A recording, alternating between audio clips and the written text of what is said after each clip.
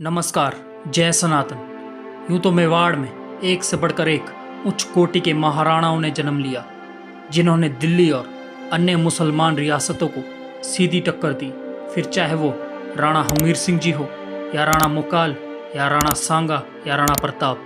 परंतु एक ऐसे भी महाराणा हुए जिन्होंने युद्ध के साथ साथ अपने कला प्रेम के चलते पूरे मेवाड़ का नाम भारत ही नहीं अपितु पूरे विश्व में उजागर किया। यह बहुत ही लज्जा का विषय है कि इतने बड़े योद्धा और कला प्रेमी का इतिहास इस देश के मक्कार इतिहासकारों ने इतनी आसानी से पूछ दिया, और इस देश के हिंदू लीडरशिप के कान पर एक जूं तक नहीं रहेंगी। हमारे इस वीडियो का उद्देश्य हमारे महान पूर्वज राणा कुंभा के इतिहास को पुनः जीवित करना है, ताकि उन्हें वे सम्मान मिल सके जिसके वे हकदार हैं। वीडियो अच्छे लगे तो चैनल को सब्सक्राइब कर बेल आइकन प्रेस करें, साथ ही लाइक और कमेंट कर अपने सुझाव अवश्य दें।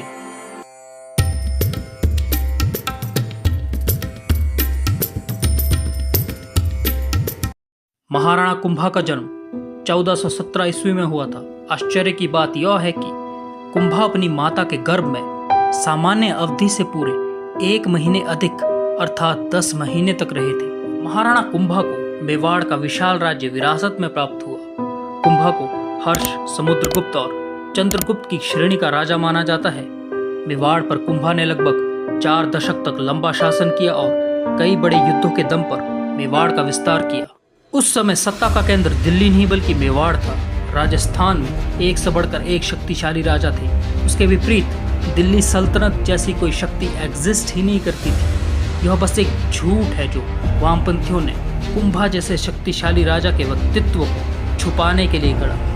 खैर, अब महाराणा कुंभा के युद्ध अभियानों की बात करते हैं। मेवाड़ की लोक कथाओं के अनुसार कुंभा ने अपने जीवन काल में 56 बड़े युद्ध लड़े और एक भी युद्ध में पराजित नहीं हुए। राणा कुंभा ने मालवा, गुजरात और नागौर के मुस्लिम सुल्तानों को पराजित कर अपने राज्य में शामिल किया। इसके अलावा मारवाड़ के मंडोर पर अधिकार कर उन्होंने मारवाड़ को भी मेवाड़ में सम्मिलित कर दिया।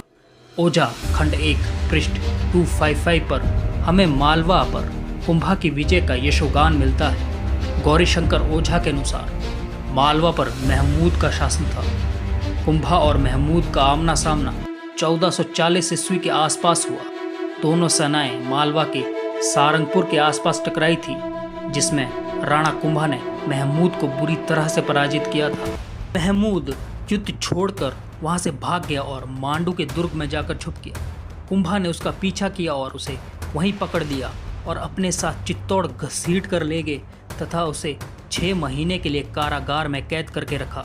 उसके पश्चात उसे युद्ध की हानि के बदले उससे धन, हाथी, अश्व दंड स्वरूप लेकर उसे मुक्त करा दिया। यहाँ हमें अपने विलक्षण पुरखों की सबसे बड़ी गलती देखने को मिलती है, जिसे सभी ने बार बार दोहराया। राजपूत हमेशा नीतियों के अंतर्गत युद्ध करते थे। उदाहरण के लिए, यदि शत्रु के पास हथियार ना हो तो अपनी तलवार युद्ध के लिए देते, शत्रु पर दया कर उसे छोड़ देना इत्यादि। पर मुसलमान शासक इसके बिल्कुल विपरीत थे। उन्हें बस जीत से फर्क पड़ता था, इसके लिए वो किसी भी हद तक जा सकते थे।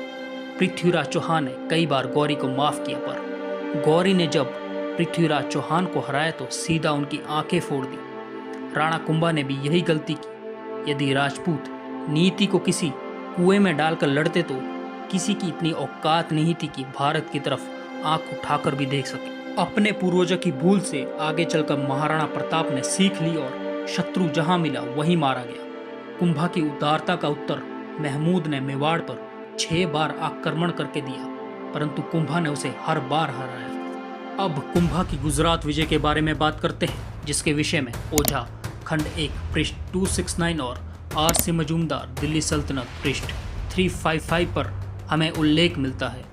अब गुजरात और मालवा के मुसलमान शासक दोनों हाथ मिला देते हैं और संयुक्त सेना लेकर कुंभा पर आक्रमण करने निकल पड़ते हैं। उससे पहले दोनों के बीच चांपानेर की संधि होती है, जिसमें दोनों कुंभा के राज्य को आपस में बराबर बांट लेंगे, परंतु होता इसके विपरीत है। राणा कुंभा कुतुब को हराकर गुजरात तक खदेड़ देते हैं, वहीं मालवा के महमूद को मेवाड़ की सामान्य सेना ही हरा देती है।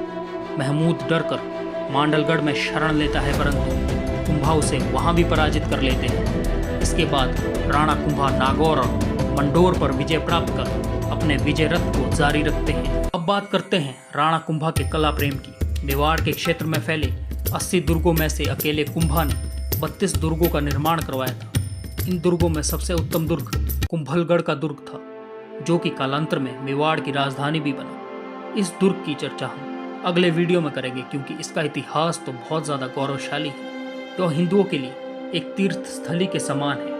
इसके अतिरिक्त कुंभा ने अचलगढ़ एवं वसंतगढ़ की स्थापना आबू के क्षेत्र में की। साथ ही उन्होंने चित्तौड़ में 122 फीट ऊंचे विजय स्तंभ का निर्माण करवाया, जो शिल्पी कला का अद्भुत नमूना है। इसके अलावा राणा ने मेवाड़ के कोने कोने में हिंदू एवं जैन मंदिरों का निर्माण करवाया। राणा कुंभा एक अच्छे गायक के साथ साथ वीणा वादक तथा एक उच्च कोटि के लेखक थे। भारतीय रागों और रागनियों पर आधारित उन्होंने संगीत राग की रचना की, जो विश्व भर में संगीत पर लिखे सबसे बड़े ग्रंथों में से एक है। अचंभित करने वाली बात यह है कि यह ग्रंथ दक्षिण भारत की शास्त्रीय शैली पर लिखा गया है। उन्होंने सूंड प्रबंध, संगीत मीमांसा ग्रंथ के साथ साथ मातृशक्ति के विषय में चंडी शतकम ग्रंथ की रचना की। अपने समय में कुंभा ने 1800 विभिन्न हिंदू पुस्तकों का अनुवाद करवाया, सहस्त्रों पुस्तकों पर टीका एवं उन पर प्रस्तुतियां लिखी।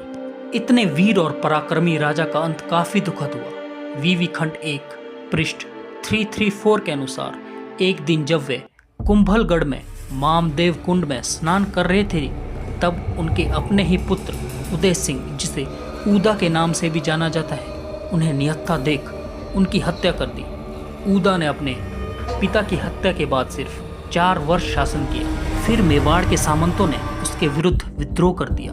वे कुंभा के ज्येष्ठ पुत्र रायमल के पास गए, जो ईडर से लौट चुके थे।